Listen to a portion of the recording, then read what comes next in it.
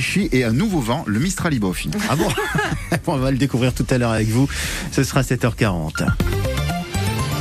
Et comme on pouvait donc le craindre, donc l'armée russe lance une offensive majeure contre l'Ukraine. Dans un discours télévisé diffusé hier soir, Vladimir Poutine annonce une opération militaire dans le Donbass, dans l'est du pays, officiellement pour défendre les séparatistes pro-russes. Cette région de l'est de l'Ukraine n'est pas la seule concernée par les bombardements.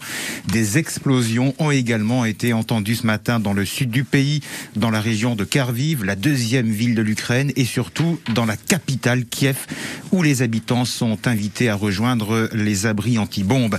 L'armée russe annonce viser des sites militaires ukrainiens avec des armes de haute précision.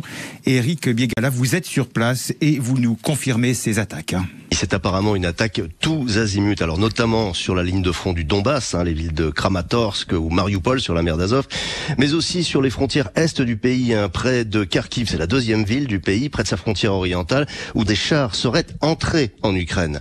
Il y a eu aussi des rapports de bombardement de la ville de Dnipro, probablement l'aéroport, une base aérienne ukrainienne qui aurait été visée à Odessa, c'est le grand port sur la mer Noire.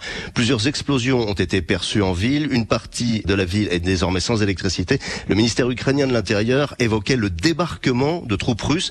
La marine russe avait massé une flottille de près d'une centaine de bâtiments, dont 7 navires d'assaut en mer Noire, juste face à Odessa. Enfin, à Kiev, la capitale, depuis le centre-ville, on a entendu tout à l'heure le bruit sourd de plusieurs explosions dans le très lointain. Il semble que l'aéroport de Borispil, à 25 km au sud-est de la capitale, ait été visé. Le ministère de l'Intérieur ukrainien mentionne également une attaque au missile sur la base aérienne de Vassilkiv. C'est à une trentaine de kilomètres de l'autre côté du Dniepr, au sud-ouest de la capitale. Vous voyez donc, les attaques sont mentionnées partout dans le pays. Éric Biegala en Ukraine pour le 6-9 France Bleu Provence. Vladimir Poutine promet de répliquer à tous ceux qui s'opposeraient à cette opération militaire. Il annonce aussi la fermeture de l'espace aérien de l'Ukraine pour l'aviation civile.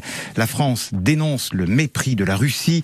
Joe Biden s'en prend à une attaque injustifiée. Il assure que le monde exigera des comptes de la Russie à l'ONU.